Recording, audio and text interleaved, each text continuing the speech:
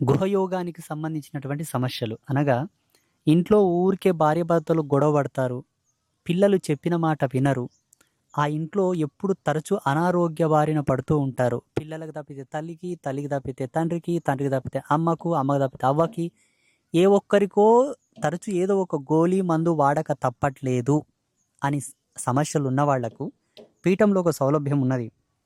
ఇంతకుముందు చెప్పిన మాదిరిగానే ఒక పచ్చి కొబ్బరికాయ, దానికి తప్పకుండా మీద బొడ్డు ఉండాలి, పిలక ఉండాలి, ఒక బూడిది గుమ్మడికాయ, ఒకటి రాస గుమ్మడికాయ, 5 నిమ్మకాయలు, ఈ వస్తువులు తీసుకొచ్చి అమ్మవారి పాదపద్మముల చెంత వాటిని ఉంచి దండం పెట్టుకొని చేత్తో పట్టుకొని 5 ప్రదక్షిణలు చేసుకొని మీరు అమ్మవారి సమ్ముఖానికి వాటిని తీసుకెళ్ళగానే జగన్మాత జ్ఞాననేత్రంలో ఉండేటటువంటి ఎనర్జీ లెవెల్స్ దాని మీదకి వచ్చేస్తాయి.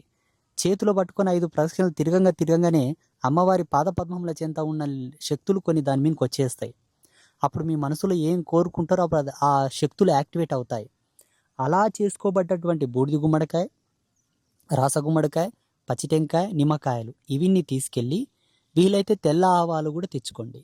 ఇవిన్ని తీసుకెళ్ళి బూడిది గుమ్మడికాయకు ఎడమ చేతితో 3 బొట్లు కాటుకతో పెట్టి గుమ్మానికి బయట ఎడమ చేయి వాటంగా వేలాడదీయండి. గాలికి ఇట్లా ఊగుతూ ఉండాలి. అది ఊగితేనే మన ఇంటి మీద ఉన్న నెగిటివ్ తీసుకుంటుంది. ఆ పచ్చి కొబ్బరికాయ ఎర్రబట్టలో వేసి ₹1 లవంగం యాలాకేసి గుమ్మం లోపల కట్టండి. కట్టిన తర్వాత గుమ్మానికి కొబ్బరికాయ కొట్టండి. గుమ్మానికి కొబ్బరికాయ కొట్టి మీరు ఇక్కడి నుంచి తీసుకెళ్ళినటువంటి రాసగుమ్మడికాయ మీద కుంకుమ వేసి కర్పూరం వేసి 7 సార్లు దిష్టి తీసి గుమ్మడికాయ కొట్టండి. కొట్టిన తర్వాత కిచెన్లోకి వెళ్ళి పాలు పొంగియండి.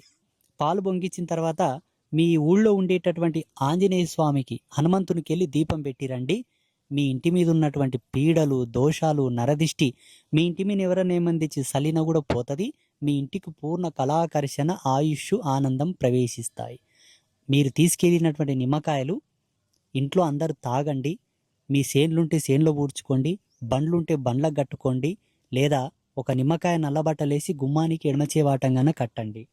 మీరు తీసుకెళ్ళినటువంటి ఆవాలు సాంబ్రాణిలో కలుపుకొని ప్రతి శుక్రవారం సాయం సంధ్య వేళల్లో దూళ్ళొచ్చే సమయానికి ఇంట్లో ధూపం వేసుకోండి. లక్ష్మీ ఆగమనం ఏర్పడుతున్నది.